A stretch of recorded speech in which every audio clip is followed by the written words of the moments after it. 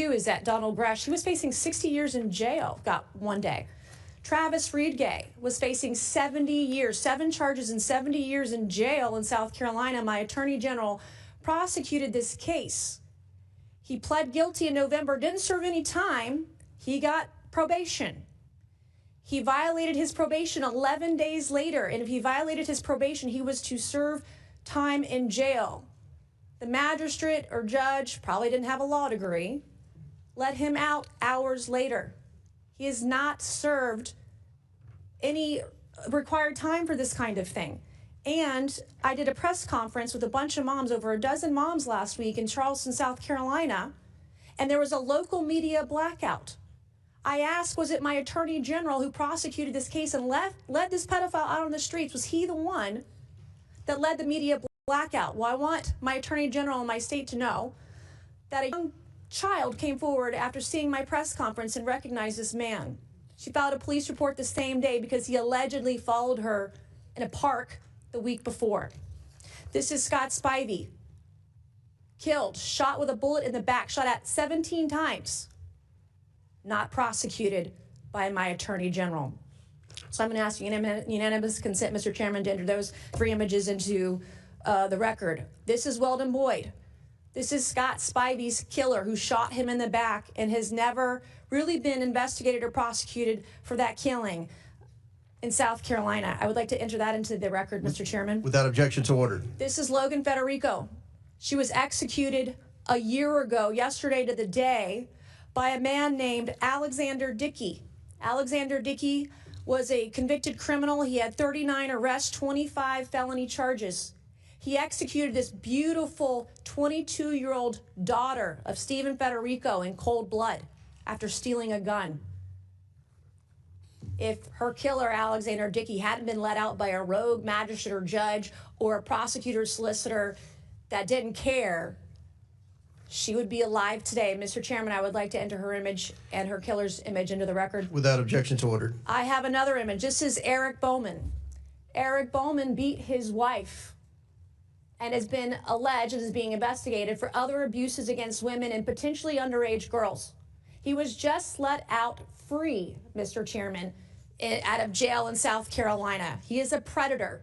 I have reported him to law enforcement. He's under investigation, but I have written bill after bill about predators like Eric Bowman, about voyeurism, about these sort of criminal sexual allegations. I would like to enter his image into the record. Without objection, so ordered. I have 2 more. Can we get it? Your time's expired, but I'll recognize you for a UC later on, because I want to make sure everybody stays within their 5 minutes. Chair recognizes Mr. Bell from Missouri.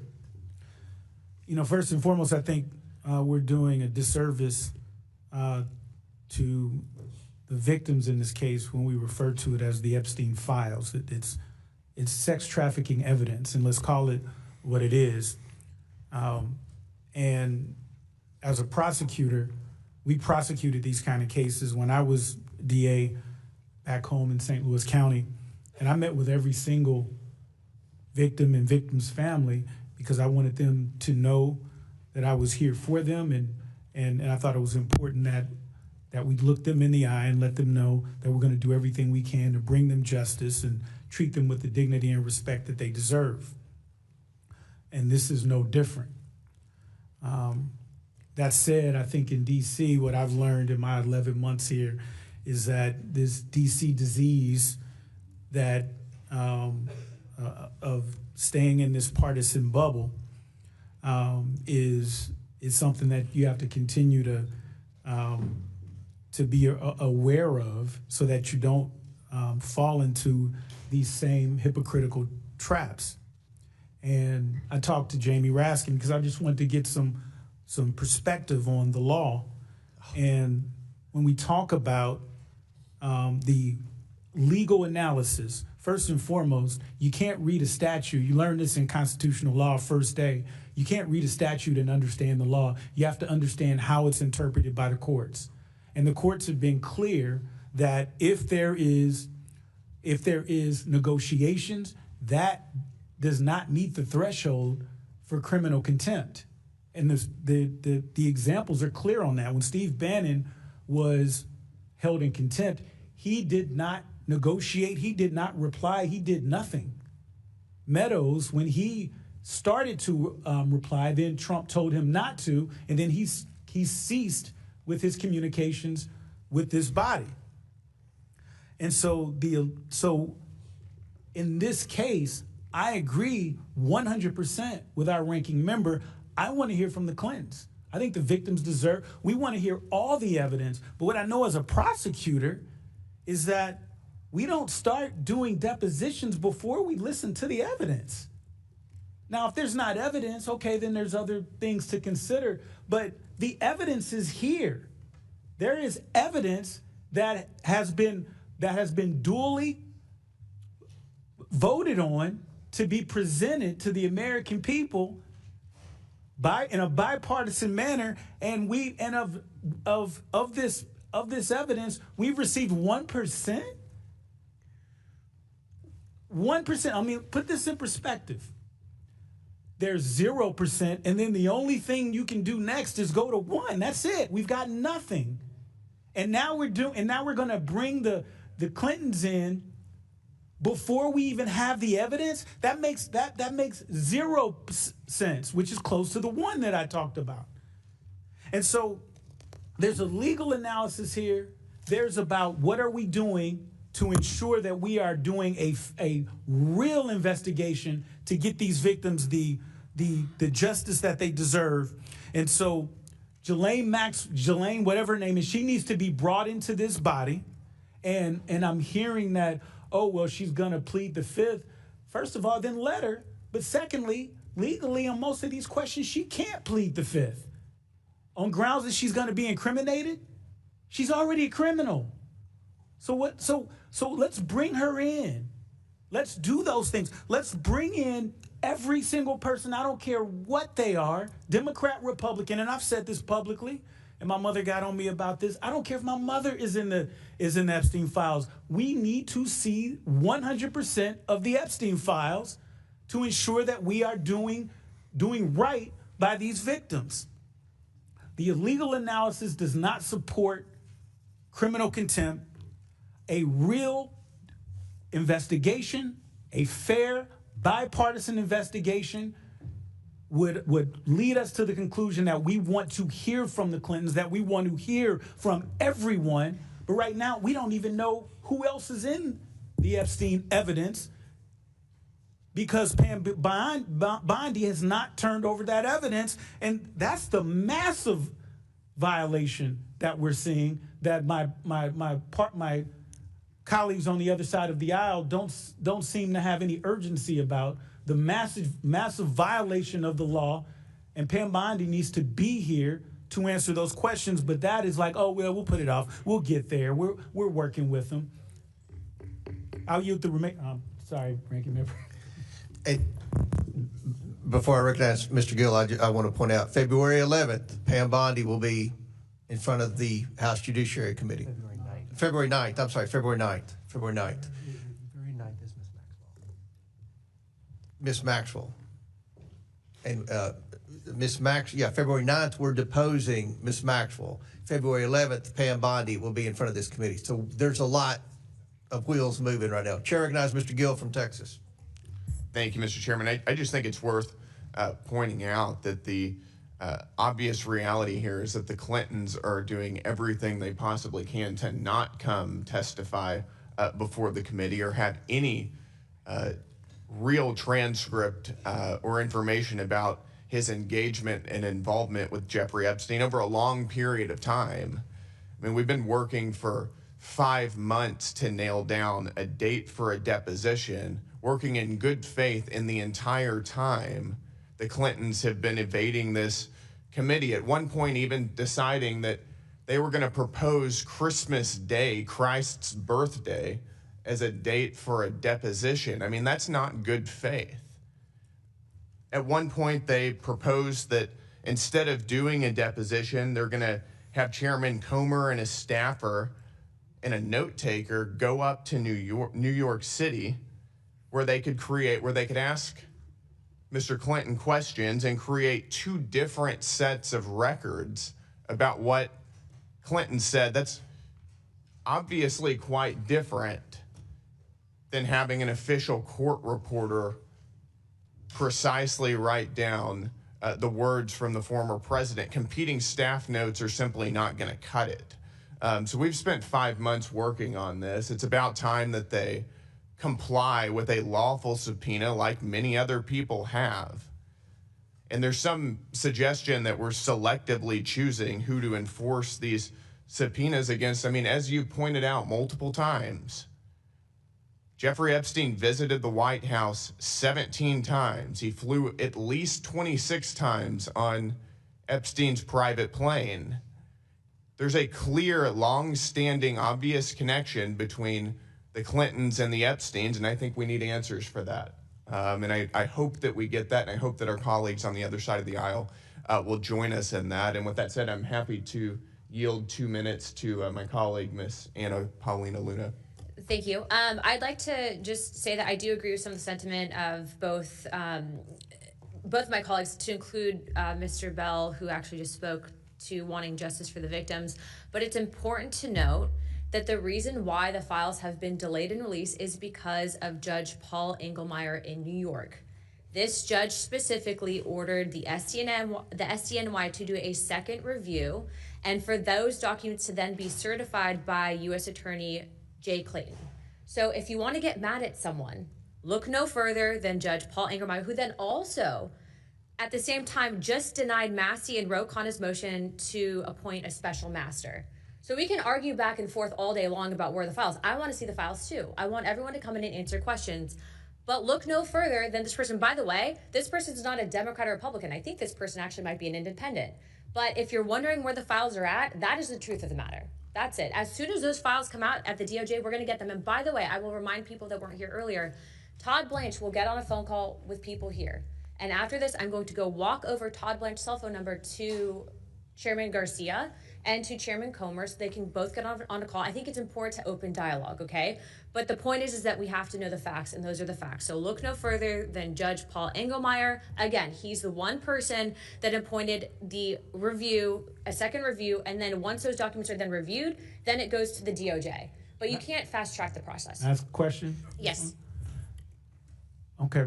Are you suggesting that the reason for not receiving 99% of these files is this judge? Not 20% of the files, 30%, half of them, 99% of the files, some of which are already public? From what I've been told, and this is why I would encourage you guys to talk directly to the DOJ on this, is that there was a second review ordered. I don't know who all is in charge over in New York specifically doing that second review, but I do know that at least with the DOJ, they are officially done reviewing all the documents that they had left, right? They had 500 attorneys. I actually said this earlier, that NSD, Southern District of Florida, SDNY, and the FBI, there's 500 lawyers working on this to review all the documentation. They're officially done with that. Now, I don't know what the second review process is because I'm not internally at the DOJ, but what I will tell you is when you have this judge then also turning around and denying Ro Khanna and Massey's motion to appoint a special master, which I think Mr. Khanna can probably speak on, I think that that's shady. And I think that it's really terrible that we're sitting here arguing at each other, pointing fingers, when it's this one guy who no one seems to be mentioning that's actually stonewalling it. So I'm here for it. I want all the documents, and I do think that we're going to get those documents. Do I think it's going to be rushed? Absolutely not. I don't want to rush the process, but I will also encourage you guys, just as I did this morning, I got a victim's specific information. The DOJ has said that they will release whatever files they have pertaining to her directly, and she had not up until recently been able to, I think up until today, get that because, frankly, a lot of these victims' portals go to just, I think, empty inboxes. But the point is that it's important for context. So I yield my time. A question for the chair. Well, you're Rick. Before I begin, I have a question for the chair. I just wanted to clarify, when you said Pam Bondi's coming on February 11th, is she coming to this committee? She's coming to the Judiciary Committee. So is she coming to this committee at all? Well, we'll see how the Judiciary... Is she scheduled to come to this committee at this point? I've said she's not scheduled to come to the committee. She's coming in front of the Judiciary Committee. Okay. Chairman, Chair, you're recognized, Mr. I'd like to yield 30 seconds to Ranking Member Garcia. thank you. Just really briefly, I appreciate Representative Luna's interest, I know, in the survivors. So I do appreciate that. I just want to be very clear and clarify. Judge Engelmeyer has nothing to do, his rulings have nothing to do with the legal subpoena passed by the Oversight Committee last July. Pam Bondi and Todd Blanche and the DOJ have been in defiance of a legal subpoena of this committee that has nothing to do with the Khanna-Massey law that keeps getting referred to. And so when you're saying that Judge Engelmeyer is the reason that is actually not the case as it relates to the subpoena. And so they're still violating the law and have been since July, to be clear. Thank you, Mr. Min. Thank you. And I just want to begin by echoing the comments of my colleagues on both sides of the aisle. As someone who spent my career as a lawyer, as a prosecutor, as a law professor, the rule of law is important. No one should be above the law, including presidents and former presidents, and congressional subpoenas are an important part of that rule of law. And I think the Clintons should be here. I think it's very shameful that they're not. But I also have to admit I'm very troubled by this criminal contempt motion. As a lawyer, I know that I don't know this area of law, criminal contempt. So what I did is what any decent lawyer does. I asked people who do know this area. I called a number of colleagues, former colleagues, people who are former DOJ attorneys, experts in this area.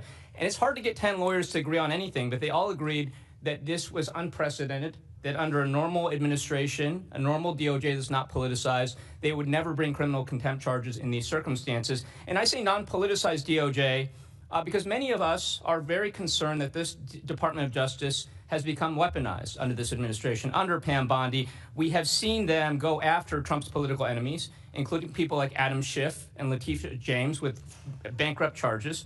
We've seen them refuse to investigate an ICE agent who clearly shot and killed a woman at point blank. We've seen them fire line attorneys who refuse to go along with indictments that they describe as political and illegal. Now, the closest comparison to this particular criminal contempt case is Steve Bannon. And there's well-established precedent here. Steve Bannon refused to answer, saying he would only answer questions from this committee if Trump told him to do so. That wasn't like delaying or obfuscating. That is willful defiance. And that's what the courts found, and that's why he went to jail. And again, while I think that the Clintons should be here, what we're proposing here is a very serious matter, bringing criminal charges against a former president of the United States. And I listened to you very carefully, Chair Comer, for the last hour, and I heard you describe them as delaying, as dragging their feet, negotiating for 5 months. But I never once heard you say they just outright refused to comply with the subpoena. And dragging your feet is not the same as noncompliance. It's not the same as contempt. And so if we think they're dragging their feet or obfuscating, there are lesser things we can do, including civil contempt. And I have to ask, like, why are we not thinking about alternative measures rather than bringing criminal contempt against a former president? And I also want to point out that on November 14th, and I want to ask unanimous consent to enter this into the record, Donald Trump wrote a Truth Social post in which he demanded that the Republicans go after Bill Clinton, Reid Hoffman, Larry Summers in relation to Epstein. Later that day, Pam Bondi announced that they would be bringing investigations. And now that we saw later that this committee brought subpoenas against the Clintons. This seems very political, and the people I talk to in my district view this entire matter as politicized. They view this as why Bill Clinton. And look, if Bill Clinton is guilty, let's put him in jail. But what I have a problem with right now is that we seem to be doing something that is unprecedented for Bill Clinton. We're bringing criminal charges against him, potentially, that we would not do for any other individual in these same circumstances. And that, again, is not my opinion, it's the opinion of everybody I talk to. It says it's not a close matter. And so I have deep concerns that this looks like a political witch hunt against Trump's critics, that it will be referred to the Department of Justice, that we have seen as politicized. Many of us had deep concerns that they are breaking the law on a daily basis. So I have trouble with this. I don't know yet how I'm going to vote, but I'd love to hear from you, Mr. Comer, why we did not pursue alternative measures, particularly when the Clintons, by all accounts, were actively negotiating. And whether you thought that their offers were not sufficient, they don't strike me as noncompliance or defiance of this subpoena. Mr. Min. Mm-hmm. Mr. Min, will you think yield for a for question 5 real quick? months? I mean, you just want to keep negotiating for 12, 11 more months and hope. Willful noncompliance is my question to you. I mean, why not civil contempt or nobody's something like that? buying what you're selling. We've been negotiating for 5 months. Why 5 not months. civil contempt or some alternative? Can I Five make a months. suggestion, actually? And I don't yield my time to you. I yield it to Mr. I've already Chairman, answered your Chairman, question. I can I yield make- back then. All right, Chair now recognizes Mr. Higgins. Thank you, Mr. Chairman. Request unanimous consent to enter into the record the minutes of a hearing conducted by the Federal Law Enforcement Subcommittee on July 23rd of 2025, over which I presided as chair.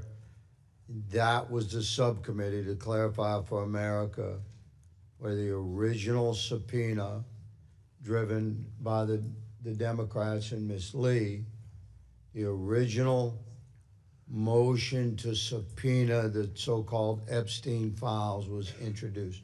Unanimous consent to presented. Without objection, so ordered. Yes, sir. So within that is minutes. Here's the original motion from the Democrats. Move that the subcommittee issue a subpoena. Listen carefully, you alleged journalist and you, the beloved American citizenry that's paying attention to this. Move that the subcommittee issue a subpoena to the Department of Justice for the full, complete, unredacted Epstein files to be delivered concurrently to the majority and minority of the Subcommittee on Federal Law Enforcement of the Committee of Oversight and Government Reform. That's it. That was the motion presented by the Democrats. That motion immediately struck me as very poorly written because it had no recognition of recognizing and adhering to the existing long-standing criminal justice procedure designed to protect the innocent. It had no timeline. There was no timeline mandated in their own motion that would force the DOJ to comply with said timeline. There was no mandate for a particular percentage of release.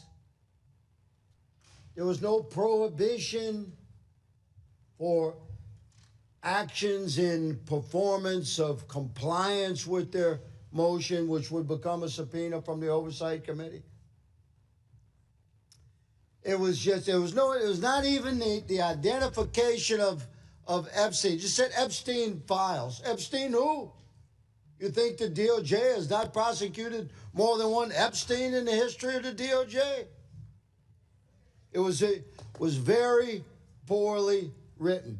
So, Republicans, noting that there were a lot of people missing from this, if we were going to do this, allow it to move, there are a lot of people missing. So Mr. Perry introduced, I remind my colleagues that this is my time. You recognize the decorum of this Oversight Committee. Perhaps you'll be recognized to speak. Mr. Perry introduced a motion to amend the motion to subpoena by the amendments to include William Jefferson Clinton. Imagine that, use the whole name. And Hillary Diane Rodham Clinton, amongst others. But of everybody on Scott Perry's list, the most defiant has been the Clintons, and the Oversight Committee has been very patient. I submit for the record, unanimous consent, I ask Mr. Chairman, the actual subpoena produced on August the 5th. At a hearing on July the 23rd, the subpoena was produced on August the 5th. Without objection, to ordered. Everyone has essentially complied to the wishes of the committee. Who's in control? We are. With a majority, we determine. The most defiant has been the Clintons. That's why we're here today. Back in July, after Scott Perry introduced an amendment to the Democrats' motion expanding the list to include the Clintons and others, including Republicans, Ms. Mace introduced an amendment to the motion to subpoena, saying, I move to amend Ms. Lee's motion to include the redacting of names of victims and any personally identifiable information of said victims and any possible child sexual abuse materials. And the subpoena itself, and I'm closing, Mr. Chair, the subpoena itself stated that the DOJ is to provide all the material requested and recognizing redactions required by law. So you're talking about 1 million documents. It takes time to redact 1 million documents. what the DOJ is performing and is delivering, and the Clintons are. I'll give Walkinshaw obstructing an us. extra minute. Thank you, Mr. Chairman. But before we go to Mr. Walkinshaw, Ms. Mace has 2 more unanimous consent requests, and I'm going to give Mr. Walkinshaw an extra minute if everyone's okay with that. Ms. Mace? Thank you, Mr. Chairman. I want to thank my colleagues too. The whole Epstein saga and working with people on both sides of the aisle on the Epstein files and the working with the victims has been extremely enlightening. Yeah, This doesn't sound like unanimous consent. Can you present the unanimous consent? Oh, here's the unanimous consent. Okay. Through the Epstein thing, this is a tweet that I did about judges. I learned that, not all the judges have been forthcoming with information and files. I tweeted out on November 28th, impeach corrupt judges, especially South Carolina judges. I've done this about a dozen times or more. I'm guilty as charged. Into the record too. Without objection to order. Objection to order. He is trying to hold me in contempt and told a judge I should be thrown in jail for, among other things, tweeting out that judges should be held in, that judges should be impeached. This is what happens to survivors. This is what happens to victims. And I'm sorry. I would like to enter my predator bill into unanimous consent as well. Without objection to order. And thank you. All right, thank you. Chair recognizes Mr. Walkinshaw for 6 minutes. Thank you, Mr. Chairman. I'll restate what others have said, which is that anyone who has information relevant to our investigation, including President Clinton, should talk to the committee. And I'm glad that he's agreed to do so. I have read, Mr. Chairman, that one of the sticking points in the negotiation between you and the Clintons' lawyers has been your demand that questions be asked about non-Epstein related issues. And it surprised me because I'm sitting here today listening to your intense interest in understanding more about the Clintons and their relationship with Epstein. So I'm curious why you have for 5 months demanded that you and other members of this committee be able to ask questions unrelated to our investigation of the Epstein files and Epstein's sex trafficking. And I'm happy to yield, Mr. Chairman. I don't know what you're talking about. Everything that we've pertained to with respect to the deposition pertains to the Epstein files. Okay, so you haven't demanded that the conversation, the questions be limited to the Epstein files. The staff attorneys are communicating with the Clinton attorneys. That's the communication going back and forth. This investigation is about the Epstein files. Okay, so you're willing, and you'll say here publicly, you're willing to have that conversation that limits the conversation, the questions just to the Epstein issue and files. Okay. Yes. All right. I think the Clintons' lawyers have been under a different impression, so we've made a little progress. The Clinton lawyers are full of crap. Made a little progress on the negotiation here today. Thank you, Mr. Chairman. We're 32 days past the statutory deadline and months since this committee's subpoena, and Congress has received, as we've heard, just 1% of the files. More than 5 million pages remain hidden. Instead of holding the Attorney General accountable for this failure, the majority is trying to change the subject today. Frankly, I find it insulting. We have to bring our attention back to the people who should be our focus, the survivors of Epstein's horrific sex trafficking operation, the women and girls who were exploited, abused, ignored for years. They deserve the truth, transparency, and justice without delay, without excuses, and without any political protections for the powerful or the wealthy. That's what we should be doing. Not scoring partisan points, not creating distractions, working to uncover the full scope of his crime so the survivors can see accountability. And if we're truly serious about justice, we can't ignore one of Epstein's most well-documented associates, President Donald J. Trump.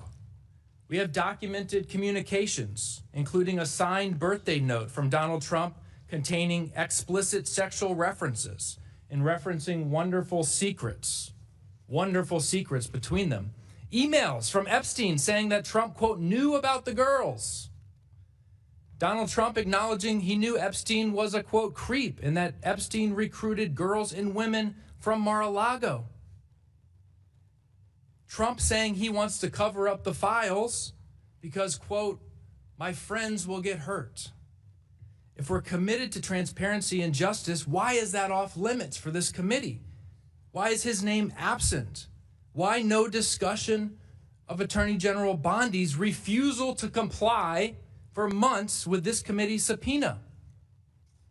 Why no contempt for Attorney General Bondi? What we're witnessing today is not oversight, it's not accountability, it's part of a cover-up, a diversion. And it didn't start today. Despite clear legal requirements in a law that Donald Trump signed, a subpoena that you signed, Mr. Chairman, and repeated public promises, Attorney General Bondi has failed to release the files. It's entirely within her control, and yet only 1% has been produced, more than a month late. And even that sliver is so heavily redacted that it mocks the law. It mocks the law. And it mocks this committee's subpoena. Let's be honest about the transparency that Attorney General Bondi has provided. This is DOJ Epstein data set number 4. It's number 4.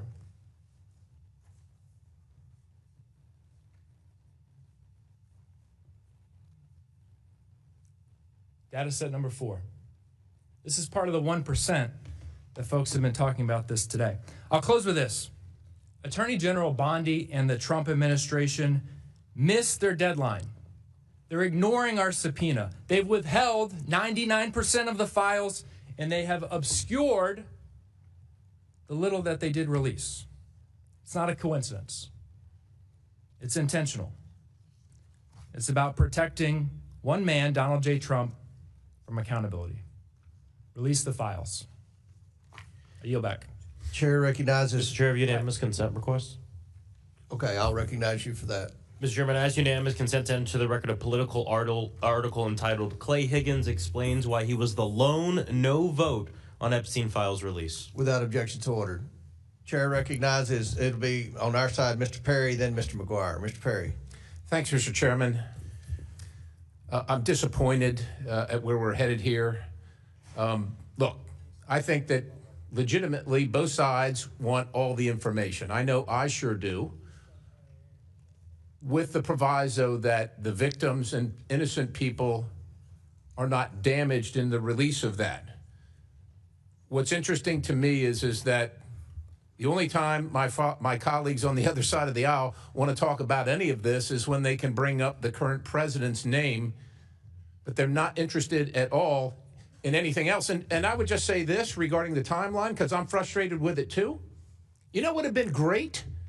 Would have been awesome if we could have truncated the timeline when the Democrat DOJ was in power under a Democrat president and there was any investigation whatsoever. Ladies and gentlemen, my friends on the other side of the aisle weren't interested in these victims at all when they could have done something about it. Nary a word was work could have been done by them had they cared. But this is not about caring about anybody. This is all political theater because they hate the current president of the United States. I get it. It's disappointing to me. These victims should have their day, and they should, all this information, regardless of who it touches, should be out, with the proviso that the innocent are protected. I know that's not of any interest to you. I get it. That's unfortunate. I yield the balance of my time to the gentleman from Louisiana. I thank the gentleman for yielding. Mr. Chairman, earlier I asked unanimous consent to receive into the record the actual subpoena presented to the Honorable Pam Bondi by this committee regarding the DOJ's release of the investigative files on Jeffrey Epstein that was dated the 5th of August. I'd like to enter into unanimous consent associated with that entry, the letter written by this committee on August the 5th to Attorney General Pam Bondi, referencing the subpoena and giving specific instructions. Without objections ordered. I'd like to also enter into the record actually, I don't believe this has been released prior to right now, is the schedule associated with the subpoena. This is 1, 2, 3, 4 pages of specific instructions from this committee regarding the subpoena delivered on August the 5th. Now, unanimous consent Without objection to that order. schedule as well. I'm sure the media will be fascinated with that. So the professionalism that this committee has pursued, to clarify for the citizenry, the professionalism that this committee has embraced and pursued has been squared away, impeccable. And that includes recognition that the Department of Justice, as stated in the subpoena, is to comply with redaction procedures of established law and criminal justice, long-standing procedures. So I heard someone mention 5 million files. That is the first time I've heard 5 million files. But I know that there were originally 250,000 files. And the Trump administration found another 600,000 files. So we were talking about, to round it off, 1 million files. Every one of those individual documents has to be reviewed by agents of the DOJ and their supervisors before they can be officially approved for release. That's the law. The DOJ has 400 agents working full-time on just releasing these documents. Now, you may argue that at the end of the day, you want to see the release of what they completed that day. I would say that's a fair narrative for discussion. But to say that DOJ is not fully engaged in complying with our subpoena is not accurate. It's not intellectually sound. And Mr. Chairman, I appreciate the opportunity to offer into the record these official and legal subpoena documents. I yield. Without objection, so ordered. Mr. Chair, I have a unanimous consent request. Okay, Mr. Frost. I have 2 articles. One is from Politics PA. Quote, Representative Perry referred to the House Ethics Committee for refusing subpoena. Without objection to ordered. The other one's a CNN article. GOP reps Perry and Biggs formally object to subpoena from House January 6th. Without objection to ordered. Chair recognizes Ms. Crockett from Texas. Thank you so much, Mr. Chair. I have sat here listening, and I am quite perplexed. It does take me back to my legal days. And so when I think about a subpoena, one of the things that we normally look at when we are trying to determine whether or not contempt is going to be ushered into the conversation is whether or not there's been substantial compliance. And what it means to actually look like you have substantially complied. It means that you're taking reasonable steps to follow a court order, that you're acting in good faith, and typically that serves as a defense. So if we are still crafting the parameters of said subpoena, for instance, my colleague, Mr. Walkinshaw, just asked whether or not this would be limited to the Epstein subject matter. For me, if they responded at all, then there is some sort of compliance, which they did. They didn't just throw the bird. They didn't just say, forget it. But more importantly, I just want to point out that we are living in an age of hypocrisy, because my other colleague just pointed out that Mr. Perry sits here and somehow sits in judgment of others. Frankly, that is what people are kind of getting annoyed by, is the hypocrisy, because Mr. Perry still has an outstanding subpoena that was never complied with. In addition to that, he talked about we need to care for the victims. Somebody correct me if I'm wrong, and I will yield my time. But I don't believe that Mr. Perry ever signed off on the discharge petition in the first place. So I don't know if he is just doing what he believes is politically expedient. But I will tell you this. I refuse to be a puppet because Democrats tend to be of goodwill. We always want to do the right thing. We are always trying to follow the rules and follow the law. Unfortunately, we are living with an administration that does not care. We just want some type of parity. So, for instance, we all want to hear from President Clinton. If for some reason you said, we will give you, say, Pam Bondi, and then we've got President Clinton with it, or say maybe President Trump and President Clinton, two presidents, because we know that both presidents actually had a relationship with Jeffrey Epstein. But what looks political and looks like one can get away with everything, especially since that's what the Supreme Court has stated, that's why it looks like it's just gamesmanship. You only care about following the rules so long as you can invoke those rules on what is typically perceived as your political enemies. This is why we are falling apart in this country. We are supposed to be about checks and balances. It should not matter whether or not you're associated with the Democratic Party, the Republican Party, independent, or whomever, whether you're rich, whether you're poor, whether you're middle class, whether you're a black immigrant, or whatever. But it seems like we only have a political agenda in this committee, and that's why everything goes off the rails. You only love law enforcement when they're going after black, brown, immigrants, that kind of folk, right? But on January 6th, you didn't care about law enforcement because they still don't have their plaques up. We continue to do the right thing and say, yes, apply the rules equally across the board, and then y'all play in our faces and you only apply it to one side. I am asking for one commitment, and then I will yield to the ranking member.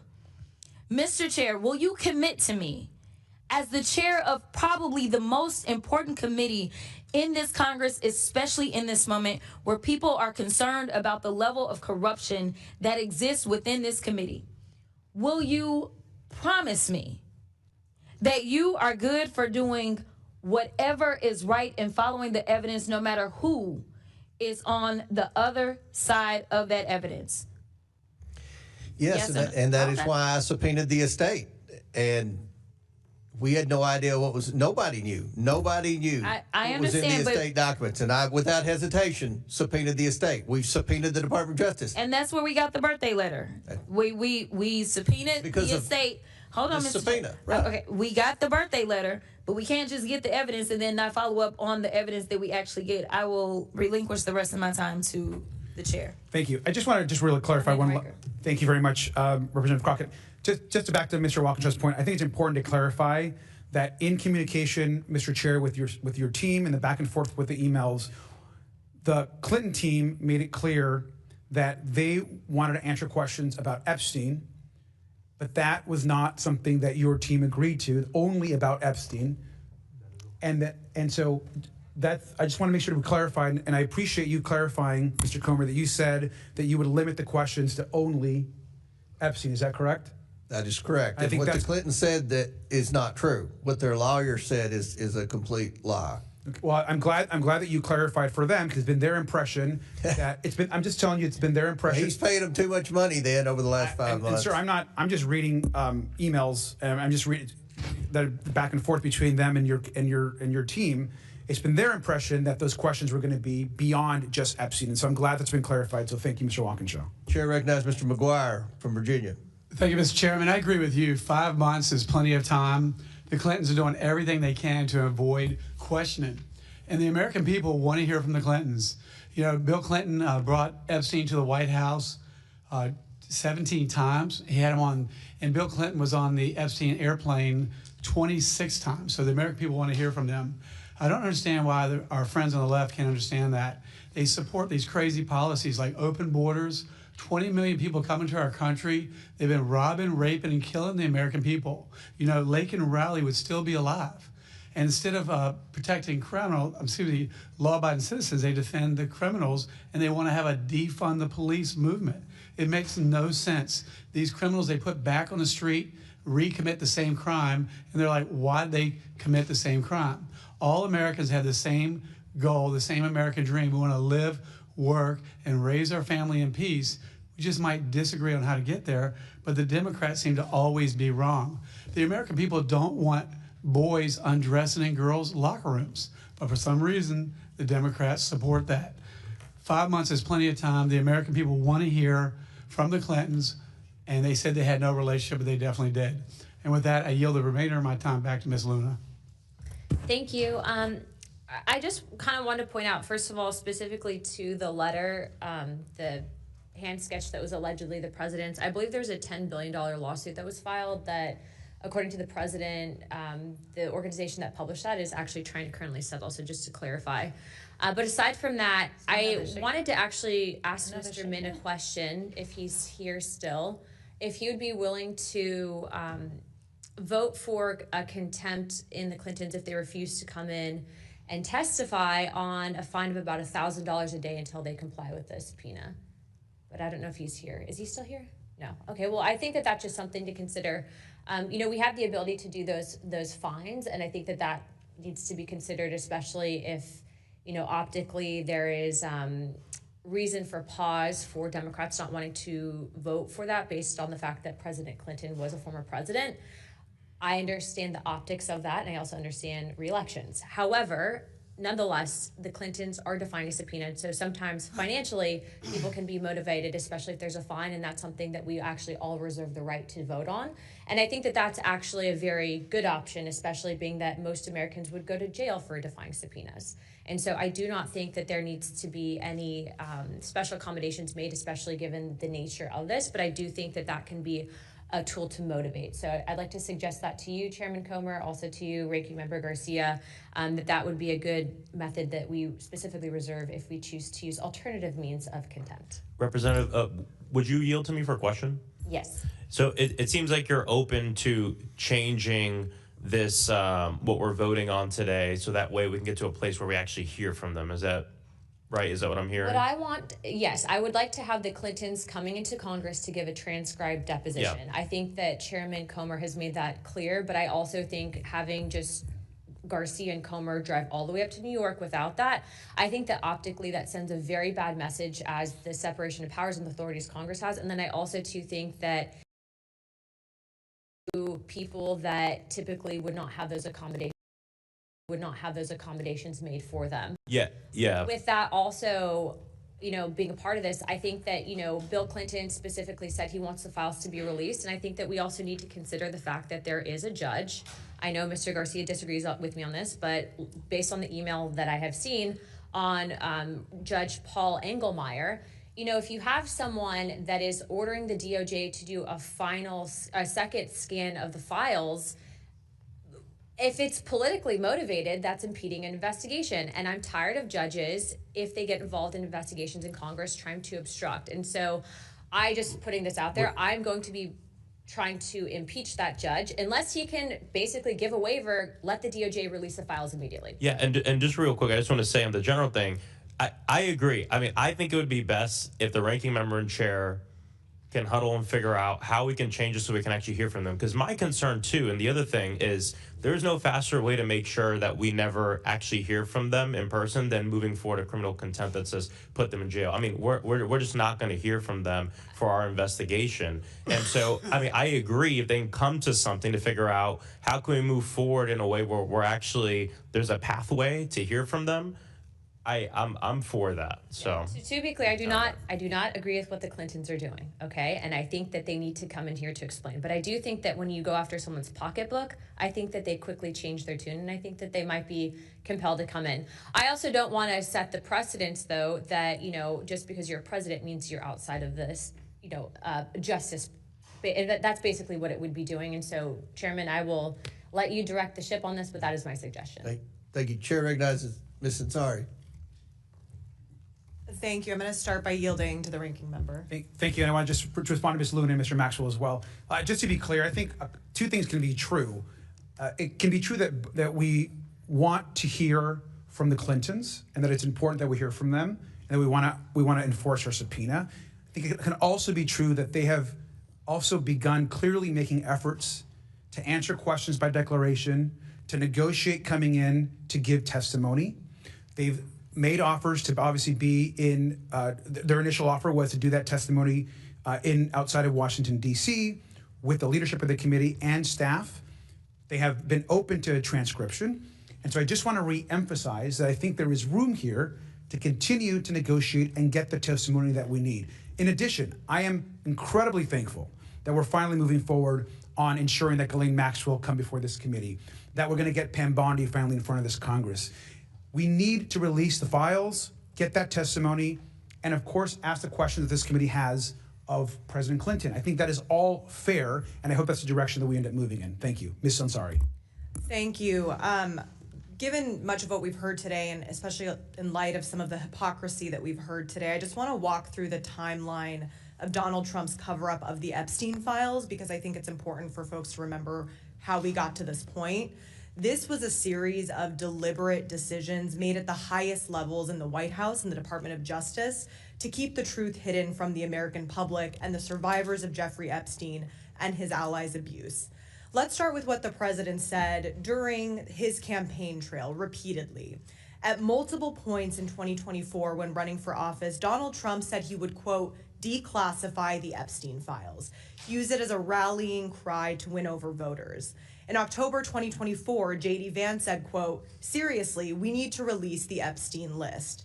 But the moment Trump and Vance had power in the White House to act, that commitment disappeared. That's when the cover-up began. On February 27th, 2025, Pam Bondi said that she was releasing the Epstein files with her statement, quote, this Department of Justice is following through on President Trump's commitment to transparency and lifting the veil on the disgusting actions of Jeffrey Epstein and his co-conspirators. Then it became clear, very clear, that Donald Trump did not, in fact, want information about Jeffrey Epstein and his crimes revealed to the public. Starting in July 2025, Donald Trump began to gaslight the public. He said, quote, are you still talking about Jeffrey Epstein? This guy's been talked about for years. This is the point when Congress stepped up. On July 23rd, Congresswoman Summer Lee moved in this very committee to subpoena the full and unredacted Epstein files. And just to be clear, because of that subpoena, the Department of Justice and Pam Bondi have been required by law to provide the Epstein files to this committee since the summer of 2025. They have been in gross illegal violation of the subpoena this entire time. To my Republican colleagues on this committee, do you remember that subpoena, the lawful congressional oversight subpoena from July 23rd? Pam Bondi has been in violation of that for 6 months now. At the same time, members on both sides of the aisle filed a discharge petition that would have put a vote on the floor for the Epstein Files Transparency Act. For a moment, the petition was one signature away from forcing a vote in the full House. And what did Mike Johnson do? He shut down Congress. He refused to swear in our colleague, Adelita Grijalva, for a historic 7 weeks in order to keep her name off the list. He forced the American public to endure a government shutdown to protect Donald Trump and to cover up the Epstein files. And when it finally came to the floor and it became clear that the bill would pass overwhelmingly, only then did he endorse and then sign the bill so that he wouldn't lose. This required the DOJ to release the unredacted Epstein files publicly by December 19th. The DOJ has blown past that deadline, releasing only 1% of the files, which is patently absurd. And the files they did release were heavily redacted, which is completely illegal according to the law. On December 23rd, the DOJ said they miraculously discovered over 1 million files related to Epstein.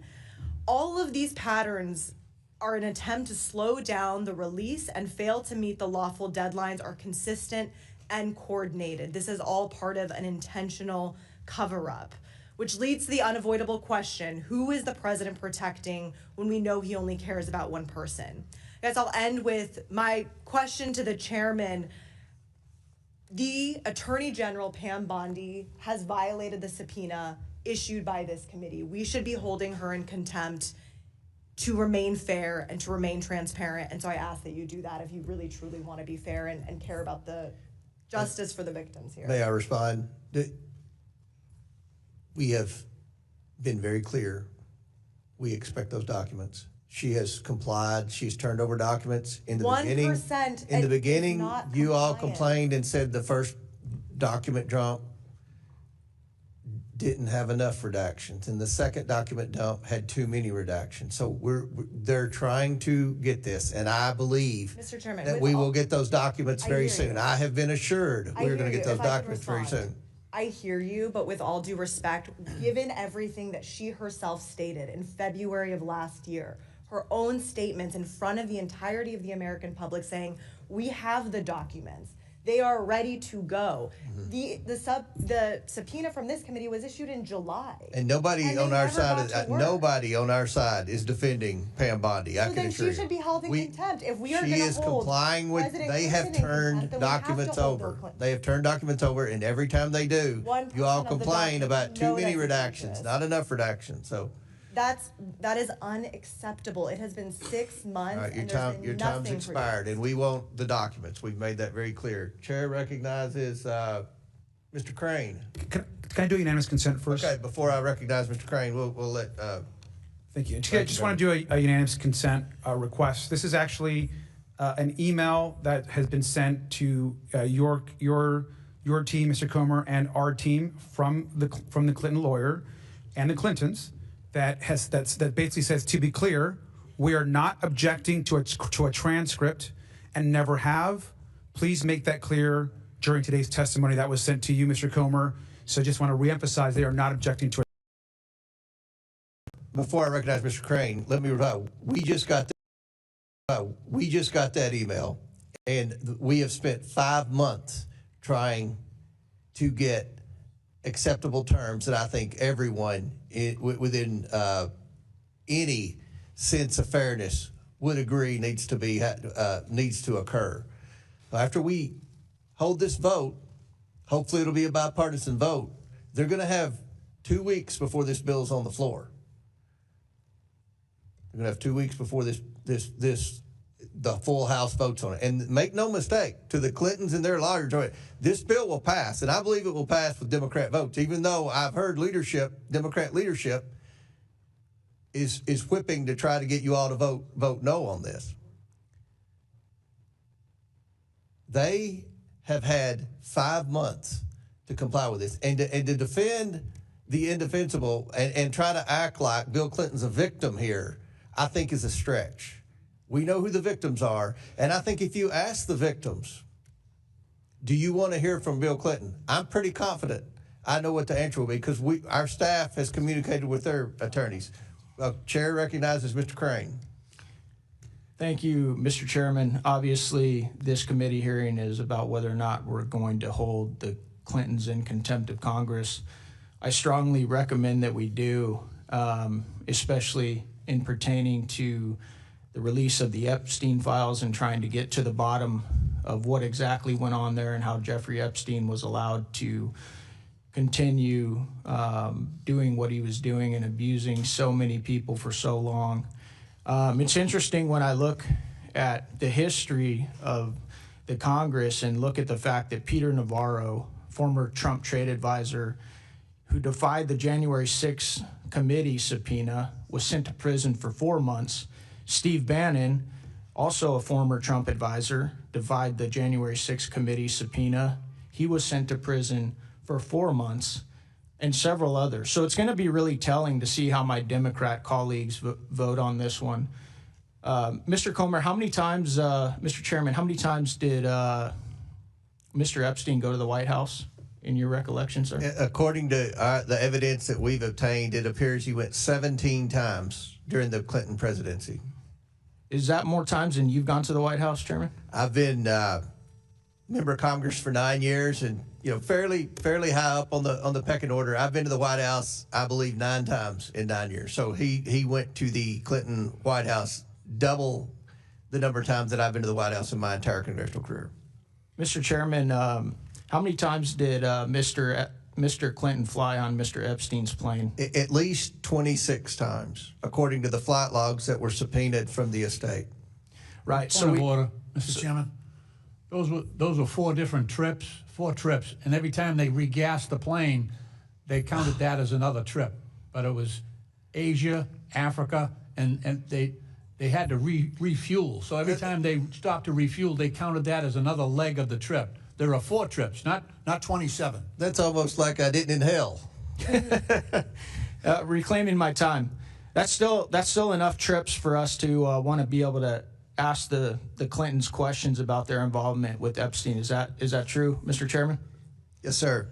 Right.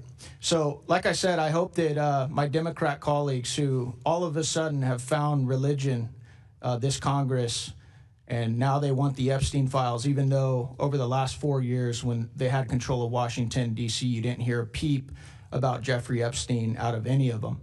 And so I think it's going to be real telling, how my Democrat colleagues who claim to be all about the victims, how they actually vote on these contempt charges for the Clinton family. And I just think it's interesting, too, that, Mr. Chairman, my understanding is you've been working for the last 4 or 5 months to get the Clintons in here. Is that correct? 5 months, yes, sir. Did they tell you that they would come in over December 24th and 25th, Christmas Eve and Christmas Day? They have implied that they would come in, yes. Okay, so that just goes to show that they're trying to dodge suggesting dates that they know none of us are in session. And I think that's pretty despicable. The other thing I believe that they said is that you and the ranking member could fly up to New York, but you couldn't record any of the conversations. Is that correct? That is correct. Does that sound like any congressional deposition you've ever heard of, sir? No, and it would be my word against Mr. Garcia's, and I'm pretty confident I know whose side the New York Times would take, and the Washington Post would take, and MSNBC would take. And look, an investigation, you have to have transcripts, and the media wants transcripts. Well, you have to have transcripts. We don't do the notes. And the Clintons have already accused us of lying, and they accused us of saying this was an unlawful subpoena, which I appreciate Mr. Garcia admitting that it is a lawful subpoena. So I yield back. I also want to point out one thing that I think has been pretty interesting. When I flew into Washington, D.C. yesterday, my chief of staff told me that he'd been contacted by the Clinton attorneys at least 3 times to try and stop this. So it looks as if they tried to resist you for about 5 months, and once we finally pulled the trigger on it, now they're realizing that this could go very poorly for them. Is that correct, Mr. Chairman? That's how it appears, that they could stall, and then when it finally came to this vote, they felt like they could count on the Democrats objecting and a few of the Republicans that the media would go to, and the moderates, and say, oh, is this going to affect your election? Is this going to affect your election?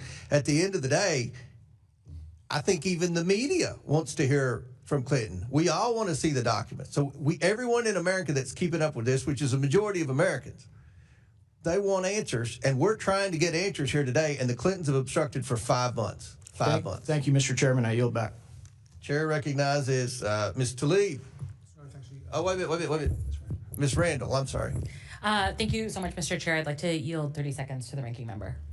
Thank you. I just want to again just clarify that that the Clintons have not objected to a transcript. I just want to clarify that, Mr. Comer, which you just mentioned, and I think that in this moment of negotiation, which you've been in, and you've been in with them this entire time, there's progress being made, and they've not objected to the transcript. Let's talk to President Clinton, and let's get a transcript of it. Let's have the committee there and the staff there and move forward. Thank you. If may I respond? We won't stop the talk. May I respond? They did object to a transcript, Mr. Garcia. They did object to a transcript. They're just now changing because they see that public opinion is not on their side. Chair recognizes Ms. Randall, and we'll give you 5 minutes. We'll give you 5 minutes. Thank you so much, Mr. Chair.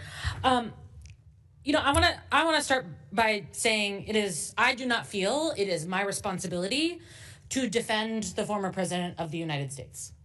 As a member of Congress in a separate and co-equal branch of government from the executive branch, and as a individual person who is responsible to my constituents, it is not my job to defend the former president of the United States. Just like it is not your responsibility, Chair Comer, to carry out the political retribution of the current president of the United States. It is also not this committee's job to yield to the Judiciary Committee to question the subjects of our subpoenas. It is not our job to defer to anyone else's interest. And in fact, we have the opportunity at any time to amend the rules of our committee should you choose to take action that our rules keep us from taking. Like that is a tool that you as committee chair and we as a committee have. And I also want to say, you know, I'm not a lawyer. I'm a regular person. I'm 1 year into this job, and contrary to attempts by my Republican colleagues to put the burden of decisions made by Congresses of the past on our shoulders, I was sent here by my constituents just a year ago, and it's to them, to my neighbors, who I am accountable. Not to party leadership, not to anybody else, but to my constituents. So I want to talk about what they are seeing and hearing right now. They are seeing, just as Ms. Ansari previously said, Donald Trump and J.D. Vance and Pam Bondi switch allegiances, decide they no longer want to pursue accountability and full release, unredacted release of the Epstein files. But they're also seeing a system that has failed survivors and regular people over and over. That privileges the powerful and well-connected over regular people.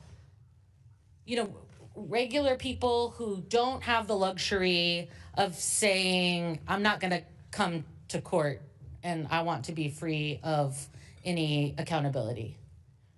Regular people who see us acting and carrying out the demands of the president, former presidents, rich people, people who come to lobby us, folks who have access to power in a way that regular people don't. And I think we've all made very clear, all of us on both sides of this dais, that we want to hear from the former president of the United States about any information that he has related to Epstein's ring of trafficking and assault of women and girls. But we also, and you know, Chair Comer, you have said over and over, that it's been 5 months that you've been in negotiations with the Clintons. It has been 6 months since this committee subpoenaed the Department of Justice for full release of the files. And I'm down to hold anybody accountable. I'm down for us to enforce our congressional subpoenas, to uphold our power as a separate and co-equal branch of government. But I want to call the question, will my colleagues on the other side of this dais also hold accountable the Attorney General that has been illegally withholding evidence that has been subpoenaed by this committee and in a bipartisan law passed on the floor of the House? Is it just political theater? Are you just trying to point fingers and say, like, it's you, it's not us, it's them? Or are we here to do the work of holding accountable people who have committed heinous crimes against women and girls and people who might know about them? Are we doing that work, or are we just pointing fingers and trying to consolidate our own political power? That's a question I know that my constituents have, and it is one that I'm asking my colleagues on the other side of the dais. Thank you. I yield back. Chair, any member seek recognition? Chair recognizes Ms. Tlaib from Michigan. Mr. Chair, I think many of us were there with the survivors, and I'd like to bring them into the room because I think it's really important. You know, it's not just one president, but now two that have been connected to the Epstein sex trafficking. One of them even testified about walking into the house, the butler opening the door, there's administrative assistant, having no idea she was walking into a horrific scheme that was sending young girls to the powerful, to the rich, the elected officials. And one of the first pictures she said she saw was of Clinton with his arms around Epstein. She saw another one of Trump with Epstein. And I just remember her almost trying to convince us, like, understand that I had no idea, as if somehow she was guilty. Do you all remember that? And so I'm here to tell you, I'm ready to vote, but I'm also just taken aback and disgusted because I didn't need a birthday card to say the President of the United States, current President of the United States, had something. I didn't need to see the photos by the chairman today of Clinton. All I needed to do was hear the survivors tell us, please do something. These are people that have impacted their lives forever. What I just don't understand, Mr. Chair, and this is with all due respect, I just don't get why Bondi cannot be held in contempt, why we're not for it. I don't care if she says that she wants to plead the fifth. So what? Do it in front of the American people. Same thing with Maxwell. She's telling the committee she's going to plead the fifth. Fine. Have her come before this committee to do it in front of the American people. The fact of the matter is, are you saying that if anybody wants to plead the fifth, they don't have to be forced to come before this committee? That doesn't make any sense. What excuse is that? That doesn't make any sense. The fact that I continue to tell you all, what is the most consistent thing survivors have asked us to do? Follow the money. How come we haven't forced JP Morgan Chase before this committee? How come we haven't allowed Bank of America to come before this committee? Mr. Chair, it is so disgusting. And this is why everybody's so distracted by this whole thing of like, oh, you know, the Clintons, Trump and everything. But who was funding it? Literally, JP Morgan turned a blind eye to evidence of sex trafficking even after his 2008 conviction. Hear me out. After he was convicted, they still hid suspicious activity reports that should have been reported.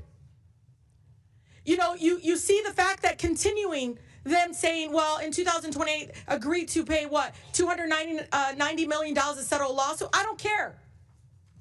You come here, and because it's the truth, y'all. You guys got to realize Epstein's not the last person. There's probably another Epstein out there right now doing sex trafficking right now. We should hold everybody in contempt that had anything to do to cover this up, including bank executives that still have their jobs. The fact of the matter is, we know what this is. You want to talk about Bill Clinton, Hillary Clinton, but talk about everybody involved. Because it does look like you're only doing this to distract everyone when we know not one, but two presidents were involved. And those young ladies shaking when they were testing pregnant because they didn't know if they could trust us. Some of them literally said, we had no idea what we were walking into. But they were connected to the rich. They were connected to the presidents. You heard them say that over and over again. But one of the things they continue to say is follow the money. Because, Mr. Chair, Bill Clinton, Donald Trump, JP Morgan, all these people, they will not be the last folks that allowed a sex trafficker to harm young women, children. And so we have to set a very good precedent that we will not sit back and say, well, Maxwell's going to plead the fifth. Bondi is going to plead the fifth. I don't care. You're a public servant. Come before this committee. Maxwell, you were directly involved. How many times did the survivors mention her? How many times? Saying that she lured them in. She was primarily involved. And Mr. Chair, you and I had conversations. And you said, give us names. They gave us names. And you know it. So why are y'all focused only on them? And let me tell you, you know where I stand. I will hold anybody in contempt that will not give us information. I don't care how many lawyers they bounce up on us. But I'll tell you, Mr. Chair, shame on us for not forcing Bondi before this committee. Shame on us for not forcing Maxwell before this committee. Shame on us for not forcing JP Morgan Chase to answer questions that many of us have of $1.5 billion in suspicious activity. Because somebody had to fund this madness, this horrific actions by these men. With that, Mr. Chair, I yield. Ms. Tlaib, if I may respond to some of that before I recognize Ms. Bobert's next. Okay. I believe with all my heart you are as sincere as anyone on this committee about wanting to get answers about the truth. And I believe your heart is pure. Maxwell is coming in front of this committee. And But we've when? tried. No, let us decide that today when. Well, when? it's nailed down. February what day? The 9th. She's February coming, 9th. and you'll be able to ask her questions. That's one of the things Clinton wanted was only me and Garcia. Maxwell's coming. Anyone who wants to ask her questions on this committee will be able to. So that's. No, I think that's the American nailed down. people want answers from President Clinton. I'm not trying to argue with you, Mr. Lee. I just want to respond to. Pam Bondi is coming before Congress in 2 weeks. I am confident she is going to be grilled by both parties on the discharge petition. If you didn't want, I don't want to, and Ms. Randall, you mentioned something about the Judiciary Committee. Believe me, I don't want to work with the Judiciary Committee on any investigation, okay? But when we passed that discharge petition, that got them involved. But we had an outstanding subpoena. Just let me explain. Pam Bondi's going to be in front of the Judiciary Committee. We'll see how that goes. We'll see if there's been a document dumped. Mr. Chair, we can't after that. forget the And then banking institutions the either. last thing, this is the most important thing. Months ago, I approached Ms. Tlaib, Ms. Lee, and Ms. Stansbury, and I said, please, if you all get a chance, and I know you all are all sincere, try to get some names from these women, and we will continue to try to get documents. Mr. Chair, the estate. If I didn't Mr. want Chair, to know let's that, follow if we the didn't money. want to, Let's Ms. bring Tlaib, these bank Ms. Tlaib, you're out of executives. order. I'm just referring. We want to hold everyone accountable. We don't care. We don't care if they're billionaires. We don't care if they're Republicans. We don't care who they are. Do you agree to work with me, though? We got to get the bank executives here. Because, Mr. Chair, you and I know that this is still being funded in some other way. Epstein's dead. But we know there's another person out there doing the same thing. We know it because the banks cover it up. These suspicious activity forms were literally these reports that had to be filed. They were there for a reason. So we can stop. And last thing, and then I'm going to open it, I think, to see if there's any other members. But we are going in looking at suspicious activity reports, both Republicans and Democrat staffs going in looking at suspicious activity reports as we speak. I'm all about looking at suspicious activity reports. Now, time's expired. Does any other member seek recognition? Mr. Fallon from Texas. Thank you, Mr. Chairman. I'd like to share a quote with you. I thought it was interesting. No one is above the law, and no one should be escaping accountability. And Hillary Clinton said that. And according to the LA Times, there's another quote. No man in this country is so high that he's above the law. I agree with both of these quotes. Al Gore said that when he was a member of this chamber, Bill Clinton's own vice president. I hope every member of this committee agrees with those quotes. So we have to ask ourselves, are we a rule of law nation or are we not? When a citizen of these United States is subpoenaed by this Congress, they should comply, plain and simple, regardless of who they are. We all get accused of things, and we should do everything we can to, because accusation is nothing but that, to prove it false if it's untrue. Jeffrey Epstein was a rapist, pedophile, sex trafficker. In street parlance, he was a scumbag, lowlife, and slimeball. And some of the things that I've read in these files, he was evil incarnate. He's also dead. I didn't even know who he was until he wasn't. So why are we here talking about a dead guy? Because he was associated with powerful people, some of which are highly likely to have participated with him in some of the worst kind of criminal activity. And if they did, they should pay. They should face justice. Whether they're rich or poor, famous or anonymous, mighty or meek.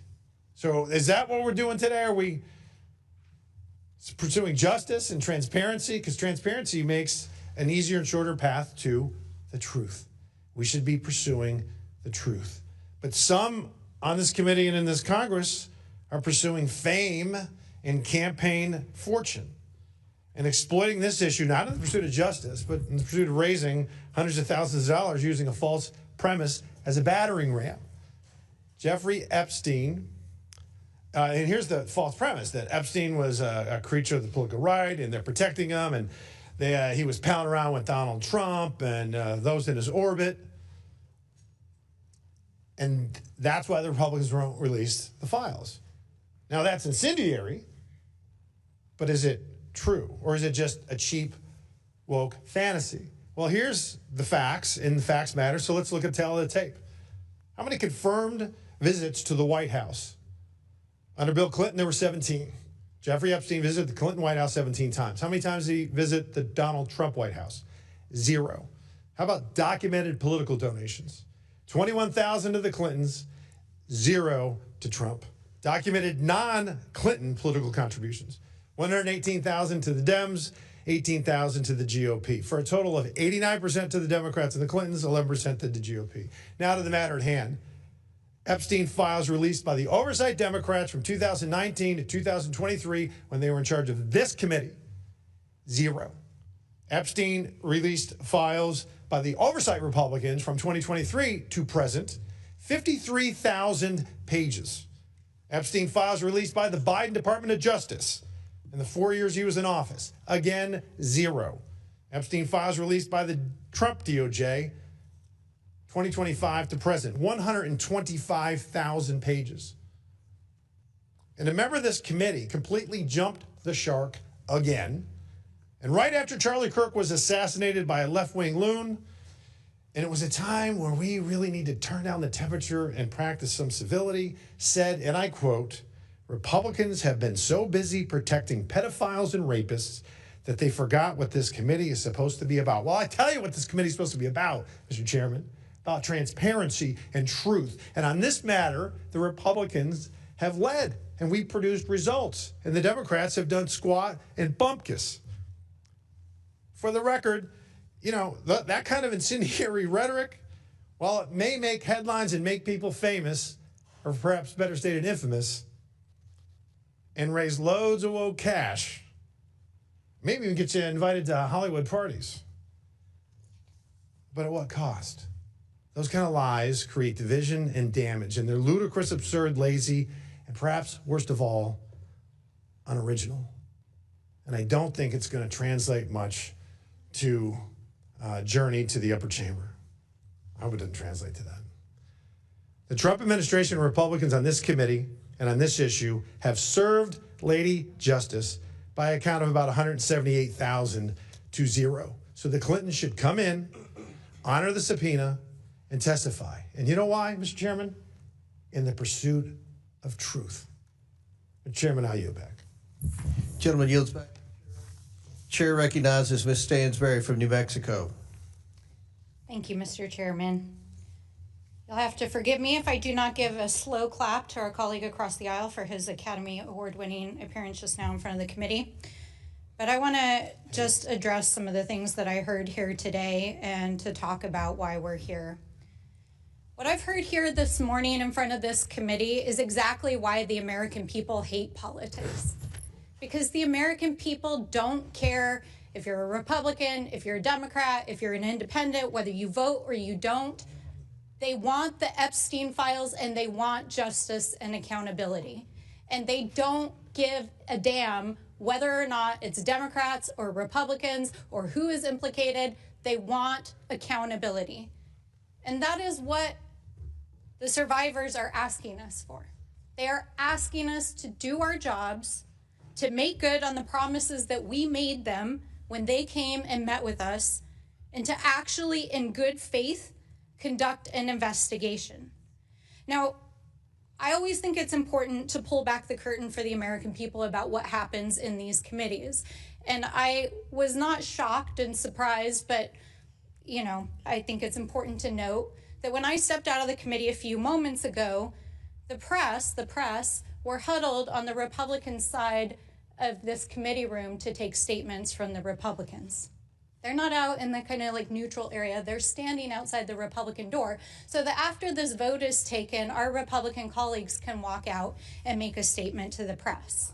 Now, I think that that's important to note for the public here, because this is not about true accountability. Because if this was actually about getting to the bottom of this case and actually holding individuals accountable for the crimes that were committed by Jeffrey Epstein, by Ghislaine Maxwell, by the associates, and the many, many people who are implicated in this case, what would be happening right now in this committee is that Pam Bondi and DOJ officials would be sitting right there on the witness panel answering questions under oath, because they are breaking the law. They are not complying with our subpoena. They are not complying with the Epstein Transparency Act. And on the day, the final deadline, that they were supposed to release their final explanation about why they may have redacted some files, and in fact they have, as has been stated many times, only released less than 1% of the files, Donald Trump used the United States military to invade a foreign country and steal their oil. And while we're sitting here and our colleagues are trying to create a spectacle for the media, every single newspaper in the United States and the world's headline is about how Donald Trump right now is in Europe embarrassing the United States. How he is threatening our NATO allies to invade Greenland. Humiliating the United States. And I have to say, I was home over the weekend for Dr. Martin Luther King Jr. celebrations to honor the life and legacy of Dr. King. And the question that I got over and over again from my constituents is, what is in those files that is so bad that President Trump is invading Venezuela, threatening our NATO allies, and sending thousands of armed paramilitary troops onto our streets to create violence and chaos in American cities? That is what the American people are actually asking us. And so I will be honest, Mr. Chairman, I am deeply troubled that the individuals who are the subject of today's hearing did not appear on their scheduled date. No one is above the law. But I do know, based on the correspondence, that they have been corresponding with you regularly to try to resolve this issue. But I don't believe that's what this hearing is actually about. Because if it was actually about getting justice and about getting the truth, we would have DOJ here. We would be holding Pam Bondi in contempt, and we would be hearing from the survivors themselves. And so I have to agree with my colleagues that I believe that this is part of an extended smokescreen to try to cover things up. And so I do ask my colleagues across the aisle, if you are earnest about getting to the truth and getting to justice, then bring DOJ in here and hold them accountable, because that is actually what the American people want. I yield back. And lady yields back. Before I recognize Mr. Biggs, I want to point out again for the umpteenth time, Pam Bondi is coming in front of Congress under oath, and there'll be lots of opportunities to ask her questions about the Epstein files. But Chair, sir, Mr. Chair, can I ask a question? She's violated a subpoena from this committee, and she should be held in contempt for that. That's a fact. Here's the difference. They have been turning over documents. Now, I've said it 100 times. It's not as quick as we would like, but they're turning over documents. And I've been very clear today and in hundreds of interviews. You can't be serious we that expect 1% the document. is turning over documents. What's the deadline for them? When do you expect the full document? Well, in our subpoena, there was no deadline. And then we voted for the discharge petition, and there's a deadline. The discharge petition's in judiciary. She's coming in front of judiciary. Now, that is a fact. Don't try to miss. And Bill Clinton's not a victim here, and the media is not going to take Republican side on anything. So let's just be right. I think Pam Bondi. Chair recognizes Mr. Biggs. It's Mr. Biggs, 5 minutes. Thank you, Mr. Chairman. And I would just point out, the previous speaker was talking about peeling back so the public can see what goes on in a committee. I mean, I just came from another committee where we were talking about massive fraud around the country, and in particular in Minnesota. And I'm glad that 2 Democrats could find time out of their busy schedule to even attend that hearing. What a shame. What a shame. So when someone says, what is in the files is so bad, I'll ask this question. What is in the files that's so bad that the Democrats for 4 years, for 4 years when they had control of this committee, didn't release a single document, didn't call a single witness, didn't make any motion. In fact, for those 4 years, go back and look. Did they ever say anything about Epstein? No, they didn't.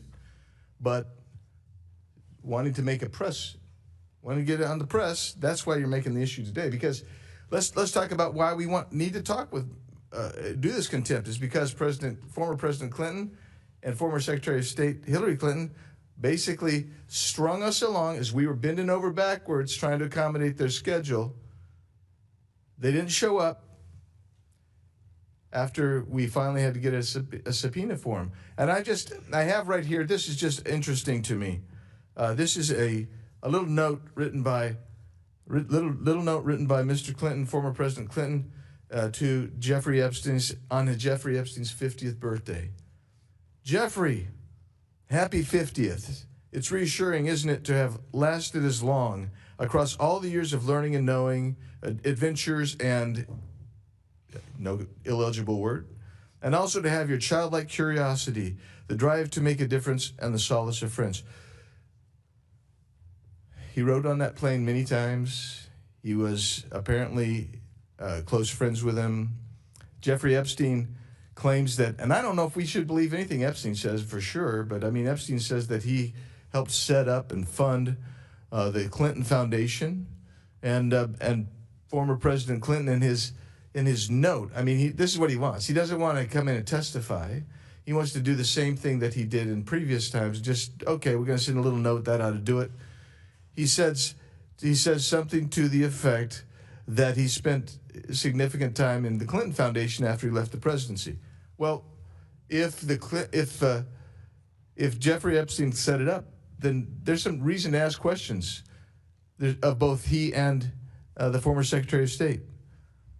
They were given a subpoena. It was a lawfully issued subpoena by a standing committee. By the way, I happened to be at that subcommittee hearing. I was there when every Democrat voice voted that out. Nobody objected and said they didn't want him to be subpoenaed. But he was subpoenaed, and he didn't show up. So here we are. And with Mr. Chairman, I'll yield time to you if you need it. I appreciate it. I think that everything that needs to be pointed out, we've pointed out. So I will. Then I'll yield, sir. Okay. Chair, any other members seek recognition? Chairman. Mr. Mfume.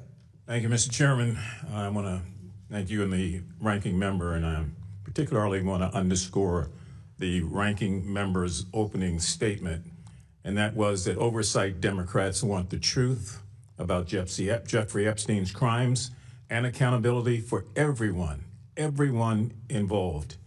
He said, and I agree, we want transparency, we want the facts, and above all, we want this committee to use its oversight tools in a serious and responsible way.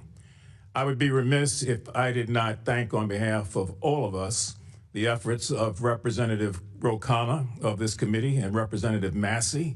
Thank God they stood in the way of things and took the heat to get the discharge petition up and voted on. And I want to also point out something that I think is important, and that is consistencies, Mr. Chairman. The action that the majority has been proposing today departs from this committee's established practices, including its long-time standing acceptance of written testimony and the level of accommodation this committee has traditionally required before proceeding to criminal contempt, not civil, criminal contempt. I'm glad, as the ranking member has stated, that the Clintons have agreed to testimony and to a transcript and to meet. I agree also that that meeting should not be taking place in New York. It sends the wrong reason for anybody that gets something from this committee. They should come to the committee. It's just that plain and simple. But it departs in many instances with the way this committee has moved on. And I say that because we never know this time next year who might hold that gavel and who on either side may want to go after the current president, his sons, his wife, his family, and anybody connected to him as a department head. I'm just pointing out the fact that it's a slippery slope. Now, does Bill Clinton have to defend himself? Absolutely, yes. It is a bit curious, however, why we are going after Mrs. Clinton. I've not seen anything, as the gentleman from Massachusetts said earlier, that suggests that she ought to be a part of this in any way or has done something wrong or is complicit in this matter. And I would hope that there's some consideration, Mr. Chairman, to withdrawing at the very least that particular resolution. It just makes me think that this is a fishing expedition and that we want to dust her up a bit if we get her before this committee.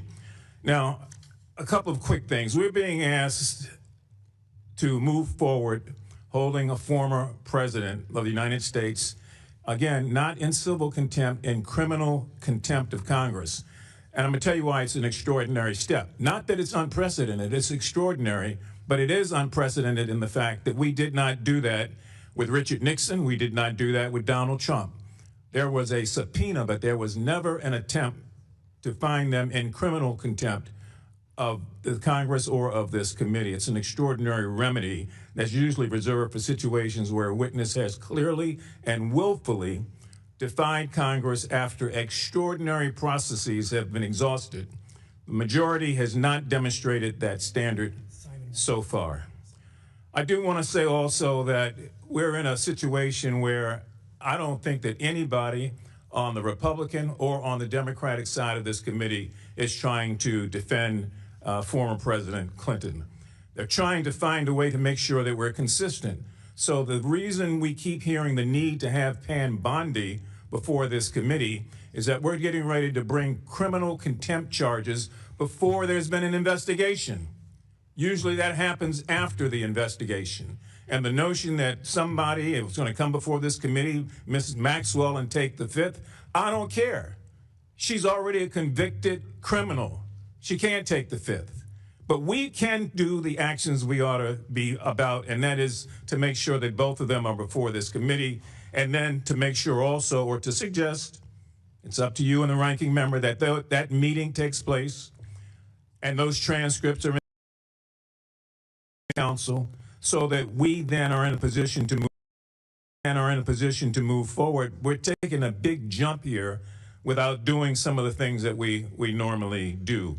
Now, I'm glad that Ms. Tlaib brought up the matter of victims. She's not here right now, but all of us sat in that room with those victims. It was gut-wrenching, and all of us made a commitment that we would prove that this institution could and would do the right thing. So we're challenged here, Mr. Chairman, and I hope that you and the ranking member can give us a way to proceed here, that both of the concerns on both sides are addressed. But if we just move straight as we're going now without an investigation, it begs the question, what happens when the shoe is on the other foot? I yield back. Gentleman yields back.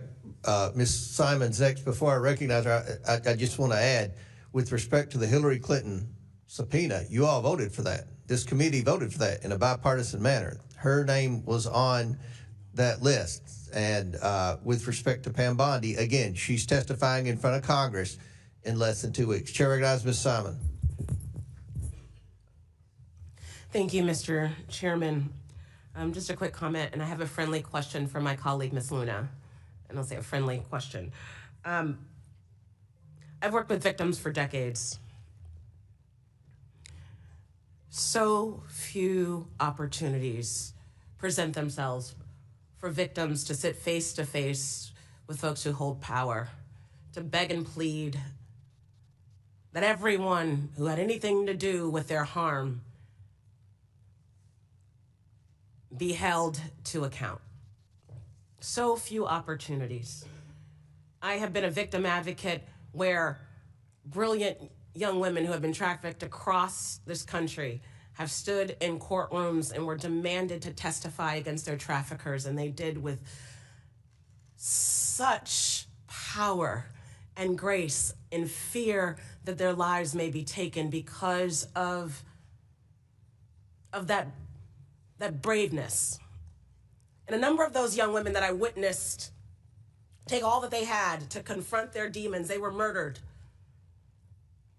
because they took a stand.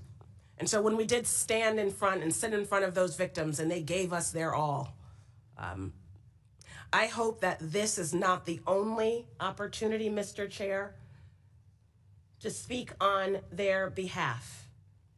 From our president to everyone in those files, forget all the political games. If these women who are connected with the largest sex trafficking ring in modern day American history cannot get justice, what about the girls in every single state? I mean, it is what it is. That being said, Ms. Luna, you talked briefly about a proposal She put on the table to rethink how we might have a conversation about the Clintons or President Clinton coming in and having a conversation with this body. And I guess that time has passed, but I know that I would love to hear from the former president of the United States. I would love to hear from the Attorney General. I would love to hear from the current president of these United States. The victims deserve to be heard. The victims deserve for the files to be released in their entirety. And the victims deserve for us to get to the bottom of this matter. I yield back. Well, I actually would like to yield my time to the ranking member. Actually, I'm okay right now on time. I might come back around, but back to Mr. Comer and the Republicans. Thank you, Ms. Simon.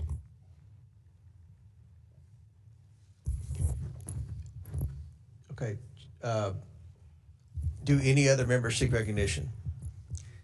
Seeing none, we are going to, there's an amendment at the desk. Well, let's Ms. Lee, what purpose do you seek recognition? I have an amendment at the desk. Will the clerk distribute the amendment to all members? The clerk will designate the amendment. An amendment to the amendment in nature of a substitute to the William J. Clinton contempt report as offered by Ms. Lee of Pennsylvania. Without objection, the amendment is considered as read. I reserve a point of order. The gentlewoman is recognized for 5 minutes to explain her amendment. Thank you, Mr. Chair. I think that even listening to this debate throughout our hearing today, our markup today, I think it's really clear that at the heart of this effort to release the Epstein files are very real human beings who have experienced unimaginable harm. They have been repeatedly victimized by the indifference of the U.S. government and the injustice that they face. They deserve peace and healing and justice. When my motion to subpoena the Epstein files passed, this committee resolved to get that justice for those survivors. And I thank Chairman Comer for pushing this effort forward by issuing additional subpoenas for the Epstein estate and the banks. And we know that without the full files from the DOJ, that is just not enough. That's why I'm introducing this amendment, which holds Attorney General Pam Bondi in civil contempt for failing to comply with the August 5th subpoena, and I urge my colleagues to support it. And we believe that we should start with civil contempt because we are serious about this investigation. We want these files and we want to hear from them. And we must start there. The Department of Justice needs to be the priority. We can move to non-compliance by anyone else, including Ghislaine Maxwell, after we have received those files. It has been 5 months, and we're still missing over 5 million pages of documents purportedly. The Department of Justice has only released 1% of those files. They have stonewalled this committee since August, and they have failed to provide even the most basic updates. How is that not an insult both to the authority of this committee and the survivors? Without the full files, how can we know who might have legitimate knowledge or who might be culpable? We wouldn't have to speculate on the Clintons or anyone else's involvement if we had all of those files. And to be clear, I'm certainly not opposed to the President and Secretary Clinton being held accountable. for violating the subpoena. But the fact that this effort to hold the Clintons in contempt was fast-tracked and is happening before any action against the Justice Department is just evidence that the Republicans on this committee are not taking this investigation seriously. It is an unequal application of law. And again, it is a bit ironic that these contempt resolutions empower the Justice Department to imprison possibly 2 people for defying the exact same subpoena that they themselves are defying. If this committee wants to be taken seriously, we would be addressing all the bad actors in this investigation, not cherry picking them for political points. The Justice Department needs to be held accountable for their non-compliance and lack of transparency. They have been selectively producing information, shielding powerful people, and obstructing any efforts for oversight. And if we don't hold them accountable, Mr. Chair, we are too. Just this past Friday, Attorney General Bondi asked a New York federal judge to deny an appointment of a special master to monitor the release of the Epstein files. They don't want a neutral third party making sure they follow the law. I think all of us should be questioning what the Justice Department is doing that they don't want the American people to see. We can't just take them at their word that they'll eventually get around to releasing the files. Quite frankly, they have put up the same, if not far less of an action as the Clintons have. What little information they've released so far has either already been made public or has been a mess of just sketchy redactions. A group of survivors sent a letter to the Justice Department's Inspector General complaining that the redactions had been, quote, selective. They pointed out that multiple times the names of alleged abusers appeared to be redacted, yet some survivors' names and identifying information were released. To be clear, the subpoena I moved to secure does not allow for redactions unless it would protect the identity of a survivor or contains child sex abuse materials. They have had plenty of time to work with this committee to protect survivors' identities. This is bigger than one case. It's about rich and powerful people being protected by each other and institutions. It's about a system that has enabled Jeffrey Epstein and Ghislaine Maxwell and whoever their co-conspirators are to buy favors and silence from our government. This effort is the one time we could get some real accountability and reclaim the power of this system. Republicans, don't drop the ball by allowing Pam Bondi and the Department of Justice to play us for fools. Mr. Chair, you are setting a precedent that non-compliance with this committee will result in immediate contempt proceedings. So I challenge you and my Republican colleagues to put your money where your mouth is and pass this amendment in holding Pam Bondi in contempt. I yield back. Gentle yields back. I'll recognize myself just for amendment. Look, I oppose this amendment, and I hope everyone on the committee opposes this. That's because Attorney General Bondi and the Department of Justice, they have released documents. Again, not at the speed or pace that any of us want, but they are complying with our subpoena. That is a fact. I oppose your amendment, Ms. Lee, because you amend the criminal to civil. And I think that most of what I'm hearing from my colleagues on the other side of the aisle is everyone wants to hear from the Clintons. They've had an opportunity for 5 months. They will have another opportunity between today's vote and the floor to come in and answer questions. Pam Bondi is coming in front of Congress in less than 2 weeks to answer questions. Your colleague, Ms. Crockett, I don't want to speak for Ms. Crockett, but I'm pretty confident Ms. Crockett's going to grill Pam Bondi, right? You agree with me? I would have won that bet. Well, we'll see. I think that's a good, she may. I hope she does. So I oppose this. Now, Chair recognizes Mr. Garcia. Thank you, Mr. Chairman. I want to just start by saying I strongly support the amendment proposed by Congresswoman Lee. The House majority keeps saying that they believe that no one is above the law. Oversight Democrats certainly believe that, but the Attorney General is violating it with impunity in support of a White House cover-up every single day. We want accountability for her failure to comply with our subpoena for the full Epstein files that's been in place since the summer. She fails to comply with the Epstein Files Transparency Act. She fails to comply with the subpoena put in place by Representative Lee and the committee. This is clearly a White House-directed cover-up. Now, over a month after the deadline, only 1% of these files have been released. No explanation has been given for illegal redactions, again in violation of the law. Epstein survivors have reported that their names have appeared in parts of the document that were not redacted.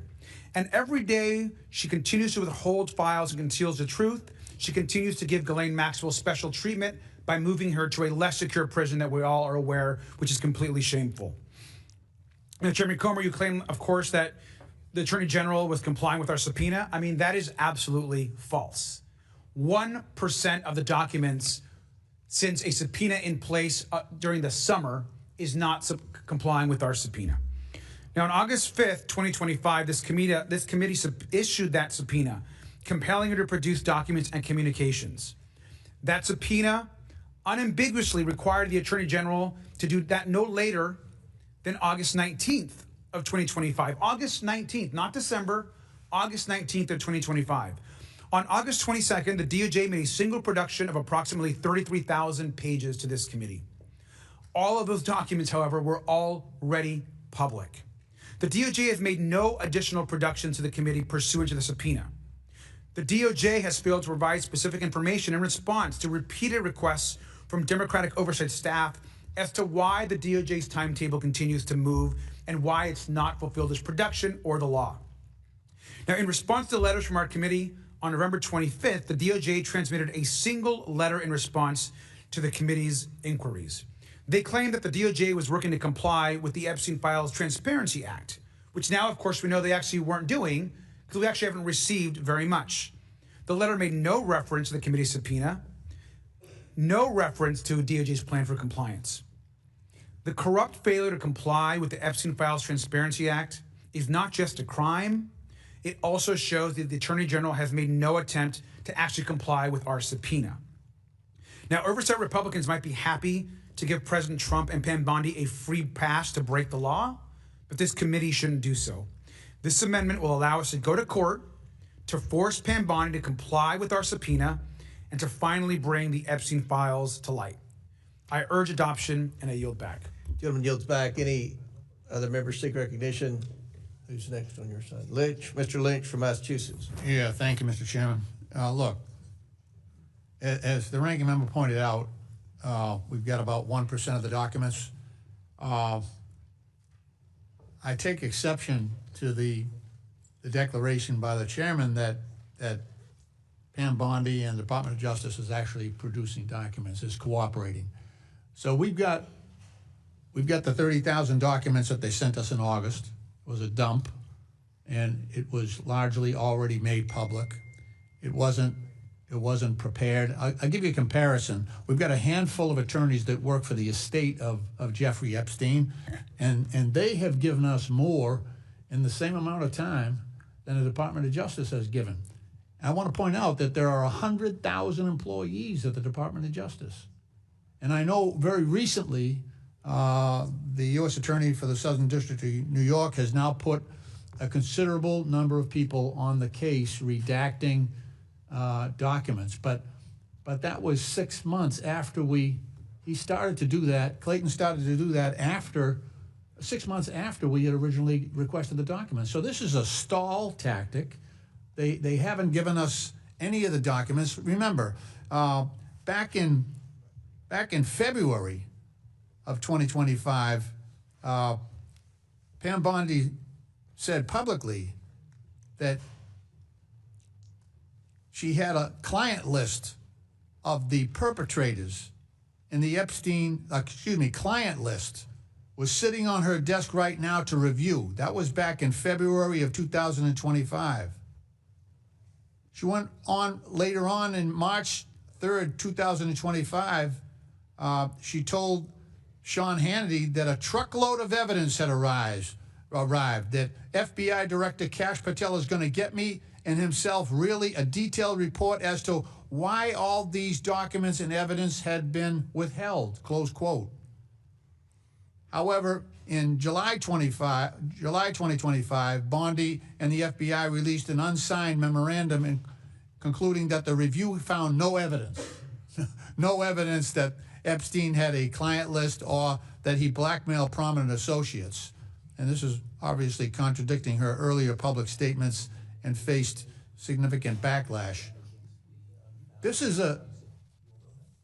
clearly obstruction of justice on the part of Pam Bondi. We have every bit of reason to infer that she has no intention at all of producing these documents. She has made a mockery out of this whole process, including allowing witness tampering and having Ghislaine Maxwell, convicted of trafficking in this instance, removed from one jail to a much more comfortable position. Why is that not witness tampering? We should ask her questions about that. And the idea that some other committee is going to do this is an abdication of our responsibility on this committee, I believe.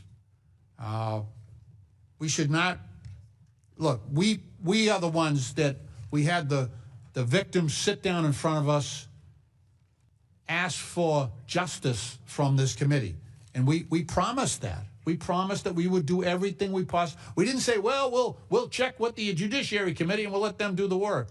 We said we would take on this responsibility, which is ours, Mr. Chairman. This is the rightful jurisdiction for this case, and we should demand people with evidence to produce that evidence so that we can proceed in our work. We haven't done that thus far. We've let Pam Bondi distort and obstruct the justice that's due to these victims. It's shameful. It really is. And I want to hear from everyone who has a connection to this. I want to hear from every single witness that might be able to provide evidence to this committee. And I think Pam Bondi, with the millions and millions and millions of documents, is at the top of that list. And she has thwarted justice long enough. She is a lapdog to the president. She is trying to protect the president, who is all over this case, And I'm hopeful that eventually he'll be a witness before this committee at some point. With that, Mr. Chairman, I yield back. Gentleman yields back. Before I recognize Scott Perry, if I may, this committee has done everything that the victims asked that day in that hearing. They asked that we subpoena the estate. We had no idea what was in that estate documents. Could have been all Republicans. Had no idea. Could have been billionaires. Could have been donors to the Republican Party. Could have been donors to the Democrat Party. Had no idea. Without hesitation, I signed that subpoena for the estate. And then with respect to your criticism of Bondi, I don't disagree with anything you said in your criticism of the current Attorney General. And I think she's going to have to answer those questions in front of Congress, in front of the American people in 2 weeks. And I'm confident she's going to be asked those questions, and I expect to hear answers from the criticism that you leveled against her. No one's defending her. Again, we expect to get the documents. They have produced some. We aren't satisfied with the pace, and she's going to be in front of Congress in 2 weeks to answer that exact criticism. Chair recognizes Mr. Perry from Pennsylvania. Thank you, Mr. Chairman. I appreciate the opportunity to address the unjustified and cowardly claims made against me by members of this committee after I left, and maybe they were afraid to face me while I was here, but I'm here now and I'm going to face you. Just to be clear, if you have this job, you should know that any subpoena from another Congress is invalid in the next Congress. It dies with the last Congress. That's minimum information that you should know if you're going to serve in Congress. So just let me inform you of that if you didn't know that. Regarding the so-called subpoena, it is unjust and it is immoral to get a group of your friends together who have a predetermined outcome, put them together in a room, and then use the power of the federal government to prevail on your political enemies. The subpoena that was served to me or my counsel was not valid because there was no valid committee serving it. I did not violate any law, and I reject the claims or the averance that I did. The Democrat Party sought to, by use of the awesome and and just the grand power of the federal government to destroy my reputation as a person who was not charged with anything, was not accused of anything, was not the target of investigation. You wish to dirty me up and bankrupt me so you could get rid of me. It is outrageous, and I have not mentioned that at all, but since you brought it up, I felt it was appropriate at this time to clear my good name. And as the years have gone by, more information has come out to prove what I just said was absolutely accurate. What happened during that period of time when you were in the majority was you set up a star chamber with predetermined outcomes and then sought to destroy in any way possible your political enemies by fashioning lies and then repeating them over and over again, which you do to this day, which you do to this moment. Now, when I spoke earlier, I didn't mention the subpoena. I mentioned the truth, and that's what this committee should be all about, wherever it comes from and whoever it touches. And I believe that to my soul, which is why I have been on this bandwagon long before you have ever been on it, and much more than you have ever done. Much more than you have ever done, legitimately and sincerely. So I thank the chairman for allowing me this opportunity to set the record straight. And hopefully, that won't happen in the future. Now, regarding the Clintons, as you know, I offered the amendment, the resolution to bring everybody in, attorneys general from both sides of the aisle. But with the Clintons in particular, because of their particular knowledge of Mr. Jeffrey Epstein and his exploits with underage women. It is horrific. As a father of two young daughters, I would just say that the perpetrators of whatever happened ought to be thankful that their fathers don't know about it. But I sure hope that they do know soon. And I sure hope that there is justice for all the victims and that we don't seek to destroy the lives of those uninvolved for political purposes, which is what, quite honestly, this whole theater, this whole charade has been about. This should have been easy. Is Mr. Clinton an American citizen? We appreciate that he was the president, but according to his wife, he's not above the law, and neither is she. This is a lawful subpoena with plenty of time. The committee has been, and the chairman has been more than generous trying to work it out. But it's pretty obvious to anybody with eyes in their head that the Clintons feel like they're above the law and they're going to get special treatment, as Secretary Clinton did the last time she was subpoenaed. I'll remind everybody that she worked out a deal to come in with her so-called attorney, but was her aide behind closed doors on a Saturday without any transcript. That's where we're headed. I'll yield the balance of my time to the gentlelady from Colorado if she wants it.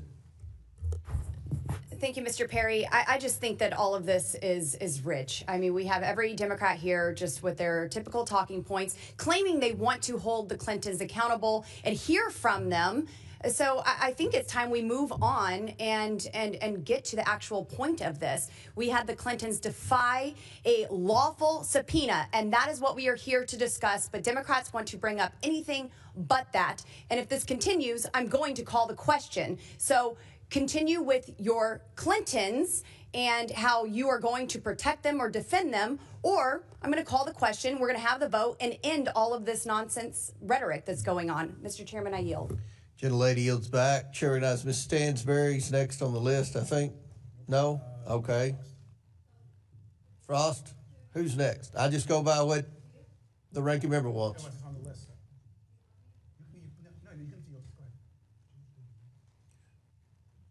So who's next? Mr. Frost. Frost from Florida. I just want to speak in support of this amendment that has been put forth by Representative Lee. Look, at the end of the day, the United States Congress voted damn near unanimously. One member of Congress voted against releasing the Epstein files, happens to be a Republican on this committee, but damn near unanimously, we said we want the files. Months before that, in a subcommittee on this committee, we said we issued a subpoena for the files as well. They have failed to comply with the law, not just on one law that we passed, but also on a lawful subpoena that this committee put forth. And so I just want to speak in support of Representative Lee's motion here, an amendment here, because we have to go at this everywhere. We want to hear from everyone. We want to hear from former president. We want to hear from anyone who's implicated. We want to hear from anyone who has information that might help us get justice for the victims. But it is obvious that my Republican colleagues are doing anything they can to play defense for the administration. 1% of documents is unacceptable. 1% of documents is unacceptable when you've had months and months and months since June or July of last year to produce these documents when we sent a lawful subpoena to the Department of Justice. 1% of documents is unacceptable for a bill passed by the United States Congress that they are in violation of. They're breaking the law right now as we speak. And all we're asking for is accountability here for everyone. And so this amendment, I think, is very simple. I know the chairman keeps bringing up the fact that Pam Bondi is going to come to the Judiciary Committee. The Judiciary Committee is not the committee that is leading the investigation on this. We are the Oversight Committee. And so she can go over to the Judiciary Committee all she wants, like she, by the way, is supposed to, like every other attorney general has in the history of this country. He shows up before the Judiciary Committee at least once a year or once in Congress to talk about a lot of different business. But we have a very specific thing we need to talk with her about. And it is talking with her about the fact that she is breaking the law and that the administration is obviously slow rolling, putting forth the Epstein files. And I do not buy this thing that, oh, well, they're taking their time to redact it and this and that. We all know that's a load of BS. We all know that that is a talking point that perhaps the administration gave some of my colleagues that they are just repeating over and over and over again. But when you have the entire Department of Justice or a lot of people working on this, you should be able to produce documents in a much faster way. And the law was clear. And by the way, it's the law that we all voted on. So if you thought that the timetable was unfair, you should have voted no. But you voted yes. We all voted yes, except one. And so I think this is a very sensible amendment that everyone should vote yes on. Because it is important that we have accountability across the board, no matter who you are. Balance my time to the ranking member. Thank you. Thank you. Thank you again, Mr. Frost. Just to conclude, we obviously have and support Representative Lee's amendment. We think it's important. It's important to get Pam Bondi to actually produce the files. And it's certainly important to move this debate forward. And so I just, again, want to reiterate and reinforce our support as we wrap up this debate on this amendment. And so thank you, Mr. Coomer. Thank you. We have one more speaking request on our side, and that's Mr. Biggs from Arizona. Thank you, Mr. Chairman. And turns out, apparently, I was mentioned as well. When I was conducting that hearing that on Minnesota fraud and other fraud that the Democrats were so interested in that only 2 of them bothered to show up. That's interesting. Well, so let's talk about the illicit subpoenas, because I think some of my colleagues may not remember this, but the resolution that we all passed, that passed out of here to install the J6 committee, gave to then Minority Leader Kevin McCarthy specific authority to name. So he named them. But Speaker Pelosi didn't like those guys. So she said, no, they can't be on the committee. So she booted them and replaced them with people that she felt would be more amenable to accomplish the desired political outcome that she wanted the J6 committee to have. And that was, so she put 2 individuals, you will remember Liz Cheney and Adam Kinzinger on there, having removed, and no other Republicans were on there. And so not only did she violate the resolution, but the resolution all called for a certain number to be on there, and there were not that number. So the committee itself was illicit. It was not a standing committee like this is, where you have jurisdictional authorities. That committee, by that point, was no longer a committee. It was an effort to railroad people, including myself. And things have been said about me repeatedly that have been debunked. Everything's been debunked that was said about me. But here we have it today, and Mr. Perry was right. This was designed to go after certain specific people. I'm still not quite sure why I was one, but I was one. And bringing it up today is actually kind of an abhorrent tactic, because it was an illicit committee, didn't have authority to issue an illicit subpoena, whereas this committee issued a legitimate subpoena. Not only did it provide the subpoena, but it actually worked for months trying to get the Clintons and accommodate their schedule, including continuing this at least once so the Clintons would find it more convenient to come and respond to the deposition. Leaving all other deflection aside, if you really want the Clintons to come in and answer these questions, then this would be the appropriate time to vote to hold them in contempt. And with that, Mr. Chairman, I yield back to you. Gentleman yields back. The question is now on the amendment offered by Ms. Lee from Pennsylvania. Mr. Chairman. Oh, okay. If I might, go ahead. So that we know exactly what we're doing here, because this amendment, so that members of the committee know, this resolves itself that the Committee on Oversight and Government Reform shall initiate judicial proceedings in any federal court of competent jurisdiction on behalf of the Committee on Oversight and Government Reform to seek declaratory judgments affirming the duty of Patricia or Pamela J. Bondi, Attorney General of the United States, to comply with the subpoena duly issued to her by the chairman of the Committee on Oversight and Government Reform as a part of investigating and the investigation into federal government's enforcement of sex trafficking law, generally and specifically its handling of the investigation and prosecution of Jeffrey Epstein and Ghislaine Maxwell.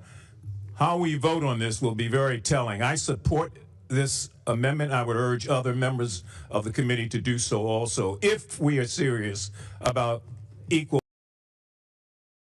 Sir.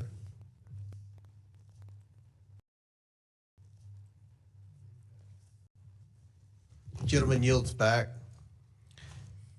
The question is now on the amendment offered by Ms. Lee from Pennsylvania. All those in favor of the Lee amendment signify by saying aye. Aye. All those opposed, no. No.